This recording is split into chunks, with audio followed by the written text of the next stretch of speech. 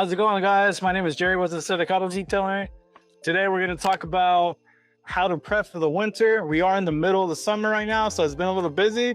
But we're going to talk about what to expect, how you should go through it, and some of us are going to struggle during the winter. Some of you guys are in the beginning steps of your business, and this is what we're going to talk about to help you guys kind of go through it with some ease. Now, Jerry, for people who don't know, how long have you been detailing? 7 years. 7 years? Full time? How long? About 5 years full time. Now, that first couple winters, you had a day job, you did this on the side. Yeah. But when you went full time, did you already know what to expect, or did it hit you? No, it hit me for sure. It definitely hit me because now it was like I didn't have the maintenance clients like that for me to just know that I was gonna get calls, take care of them, and then I was gonna have some income. That definitely hurt me a little bit. So I went weeks. I know for a fact, I think either December or January a couple of years ago, I didn't have any work at all. I was just pretty much laying low. I was at home the whole time. That really hurt me. And then I started noticing, for me to start pushing certain packages or certain services for the winter. For example, when it rains, obviously we're in SoCal, so it doesn't rain crazy. Well, we do get rain. People tend not to not get that many washes just because they feel like, okay, you know what, it's gonna get dirty. Why am I gonna, get it washed? So what I started doing was I started pushing more for ceramic coatings on the windshields, pushing for if they're not gonna get the cars washed as much as they would, in summer, for example, I was pushing for interior details as well, because they are going to be in the cars more often. They're going to have people in there, and nobody wants to have a dirty vehicle like that. Once I started doing that, I started noticing that as the years went on, and I started kind of perfecting it for myself, started noticing a pattern. I wasn't hurting as much during the winter. So that's one thing that you guys can do. Another thing is throughout the year, start putting money aside to start making sure you have funds throughout those slow times, because you will notice it. You will notice it. It hurts. And another thing I see people doing also is either getting a part-time job. There's no shame in that. Do what you got to do. Get those bills paid. A lot of us have kids or whatever. And, just throw out some packages out there. Throw out some deals, some discounts. You got to do what works for you. Don't worry about what people say. Now, I hear there's a lot from detailers. Maintenance clients. Yep. Tell me about them. Maintenance clients, to me, they're like my bread and butter.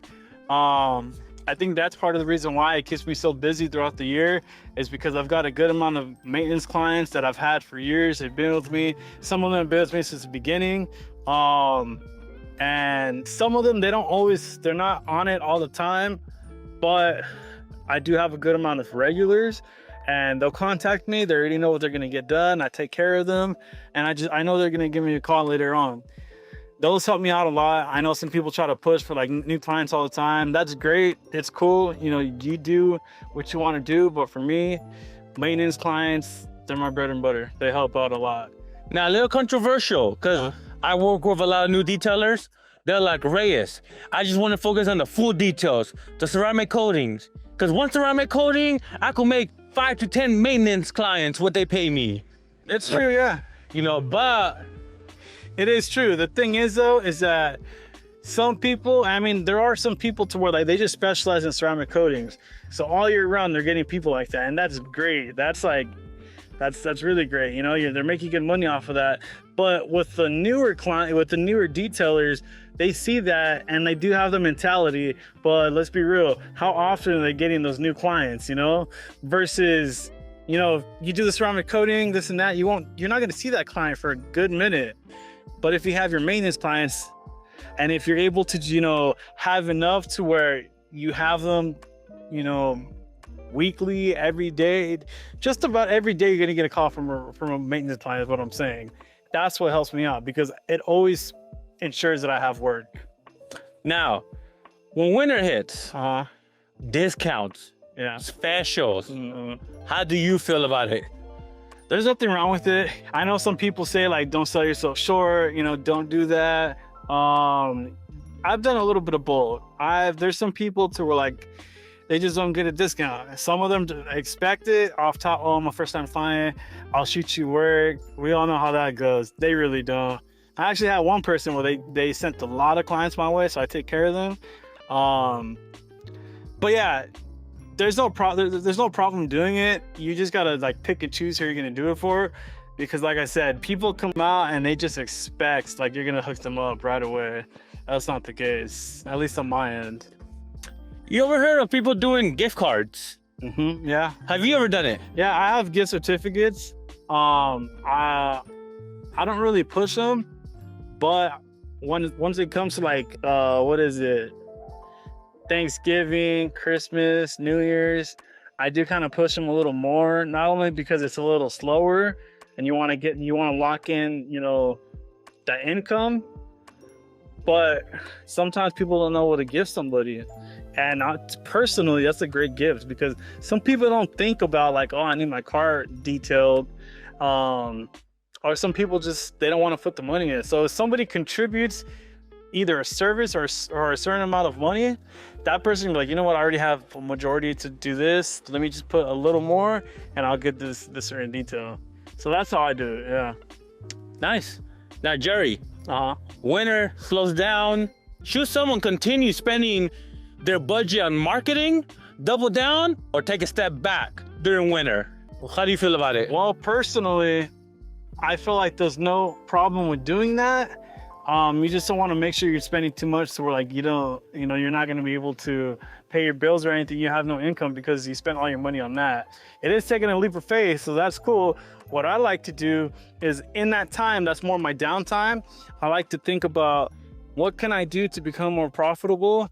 What can I do to get more clients? So that's kind of like my brainstorming like time.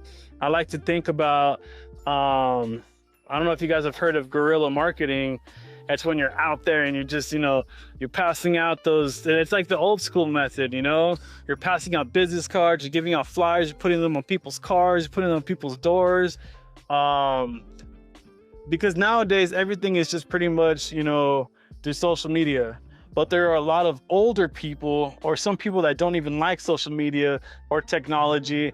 And believe it or not, that's where a good chunk of the money is.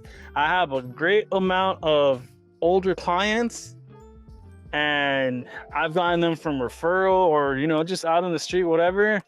And, they take care of their vehicles. They know that if they take care of their vehicle will treat them right. So that helps out a lot. Yeah. Now, last question is, for people that don't know, when does it start slowing down? When does it start picking up?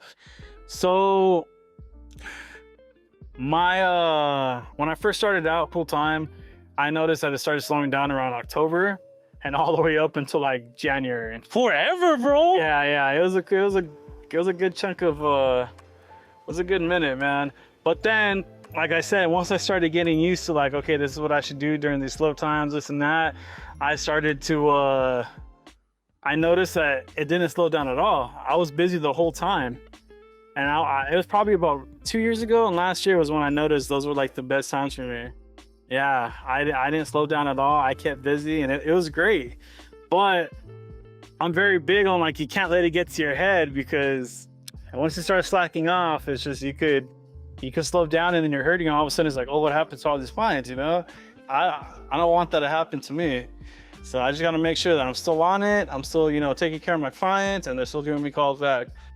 And if you guys have any other questions, don't forget to drop it down in the comments or send me a DM. And don't forget to like, subscribe, and stay blessed.